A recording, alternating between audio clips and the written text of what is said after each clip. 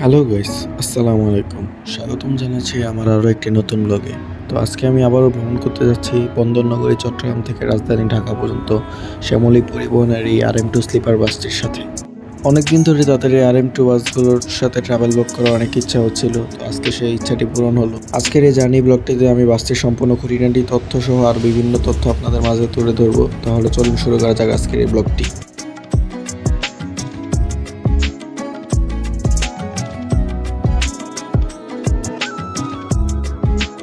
আমি আজকের এই যাত্রা টিকিট কালেক্ট করেছি শ্যামলী পরিবহনের চট্টগ্রাম দামপাড়া কাউন্টার থেকে। এটি হচ্ছে এই বাসটির ইন্টেরিয়র। বাংলাদেশে প্রায় সব স্লিপার বাসগুলোর ইন্টেরিয়র প্রায় দেখতে সবগুলা সেমই। আমাদের বাসটি মূলত চট্টগ্রাম থেকে কলকাতা পর্যন্ত চলাচল করে। এই বাসটিতেই আমি আজকে ঢাকা পর্যন্ত টিকিট কালেক্ট করেছি এবং আমার টিকিট করেছে 900 টাকা করে পার সিট। আমাদের বাসটি দামপাড়া থেকে বিকাল 4টায় ছাড়ার কথা ছিল।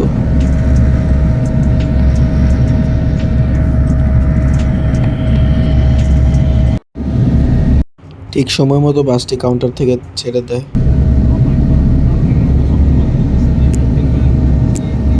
একই সময় অর্থাৎ বিকাল 4টা বাজে চট্টগ্রাম থেকে কলকাতা পর্যন্ত শ্যামলী এনার ট্রাভেলসেরও একটি স্লিপার বাস ছেড়ে যায়। আমি চাইলে সেই বাসটিতেও টিকিট কালেক্ট করতে পারতাম, কিন্তু হাইকারের আগের রিভিউগুলো তেমন একটা ভালো দেখিনি, তাই আমি RM2কে চুজ করি আজকে।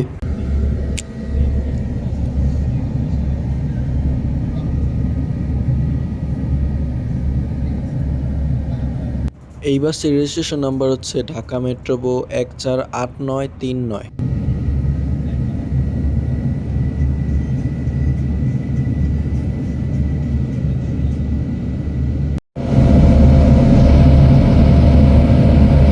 সামনে শ্যামলী এনার ট্রাভেলসের এই বাসটিও যাচ্ছে কলকাতার উদ্দেশ্যে চট্টগ্রাম থেকে।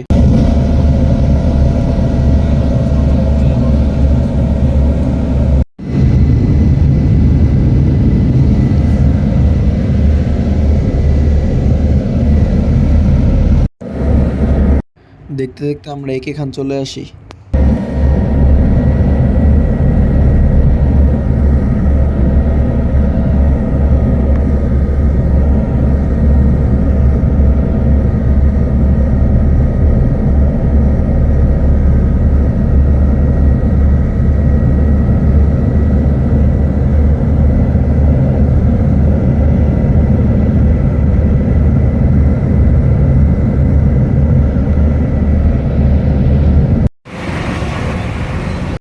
এখান থেকে একটু সামনে এসে আমাদের বাসটি পেট্রোল দেওয়ার জন্য একটি পাম্পে থামে।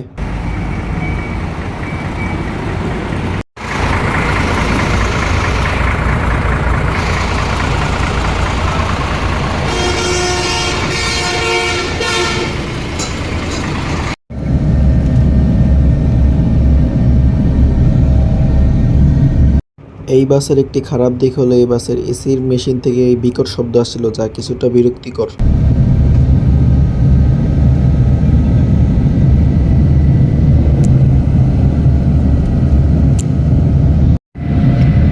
ইতিমধ্যেই সুপারভাইজার সাহেব আমাকে 550 মিলিমিটার একটি পানির বোতল দিয়ে যায়।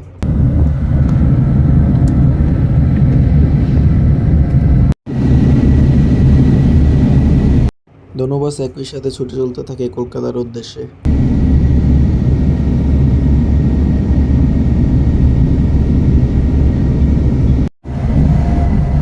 এই জাপানিজ RM2 স্লিপার বাসগুলো অন্যান্য third class Indian, Tata Leyland এইসব বাস থেকে অনেক কমফোর্টেবল।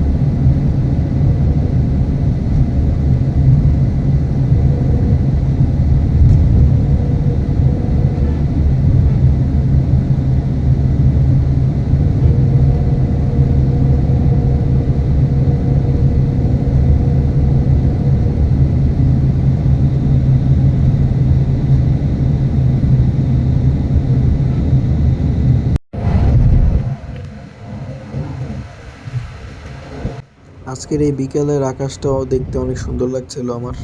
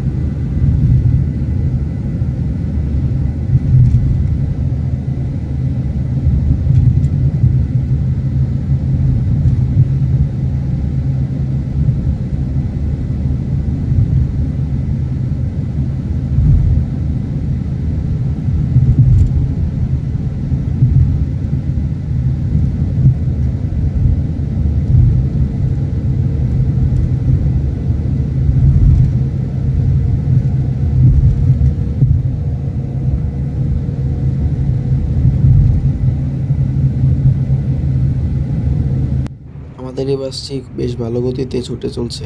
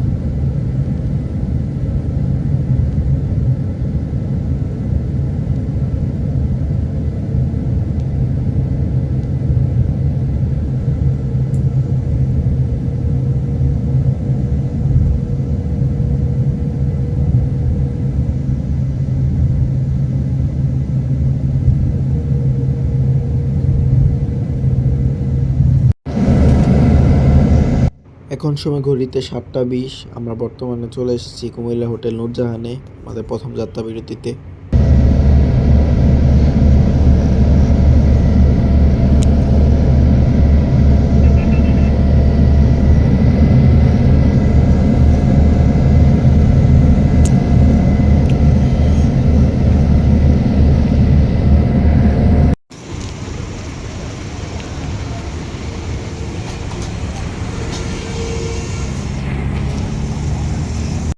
আনএক্সপেক্টলি আমার ঢাকা থেকে কক্সবাজার পর্যন্ত কয়দিন আগে ট্যুরমেট ক্যাম্পে যাই হোটেল নূরজাহানে এসে। এই বাসটিতে আমি ঢাকা থেকে কক্সবাজার পর্যন্ত গেছিলাম হানিফের। ইনশাল্লাহ এই বাসটির ব্লগও আসবে শীঘ্রই। আমাদের একটু পর শ্যামলেনা ট্রাভেলসের এই বাসটিও এসে পড়ে হোটেল নূরজাহানে যাত্রা বিরতিতে।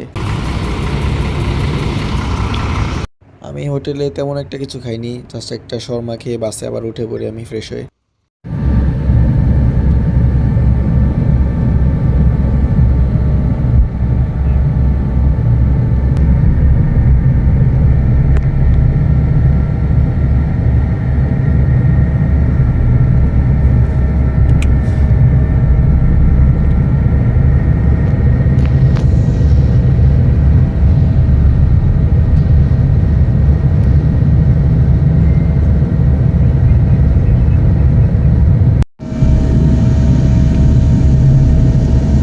ইতিমধ্যে আমরা দাউদকান্দি ব্রিজের উপর চলে এসেছি।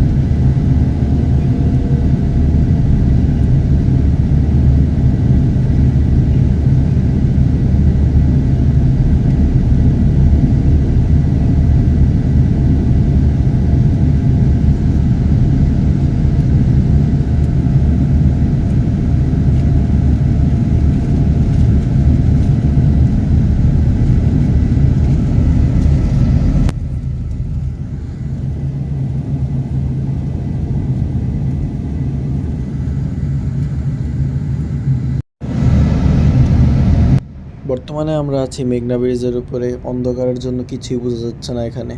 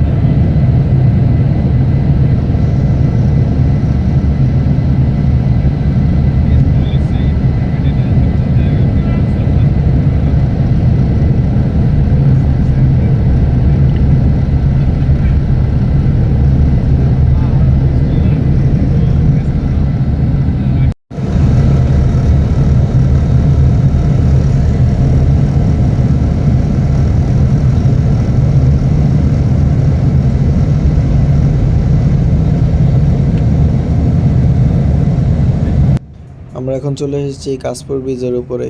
একটু পরে আমি নেমে যাব বাস থেকে।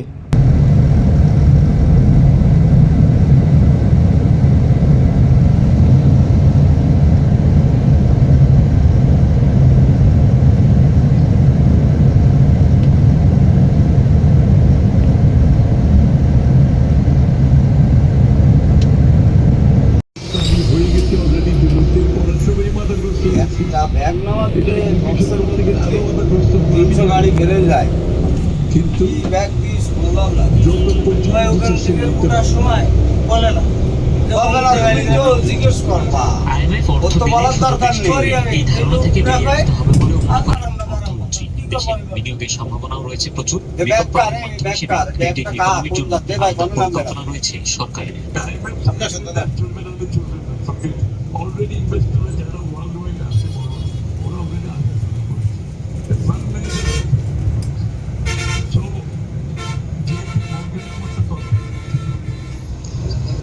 মিরপুরে চলন্ত মোটরসাইকেলে মাথায় ইট ছুঁড়ে আহত করার 12 দিন ঢাকা মেডিকেল কলেজ হাসপাতালে আইসিইউতে এই ঘটনায় হত্যা মামলা হয়েছে।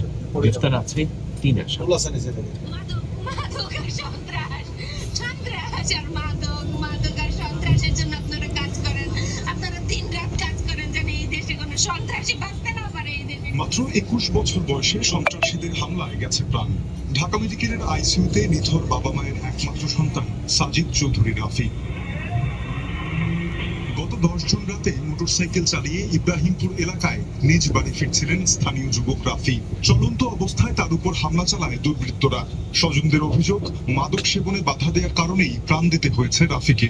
আপনি ঘর থেকে বের হবেন কিন্তু ঘরে ফিরবেন কিনা তার কোনো গ্যারান্টি নেই। কেউ চাকুর আঘাতে, কেউ ছুরির আঘাতে, কেউ ইটের আঘাতে মারা যাচ্ছে। এখন এগুলো যদি আপনি না করতে পারেন তাহলে আমাদের দেশে এই দেশে নিরাপত্তা কে দিবে?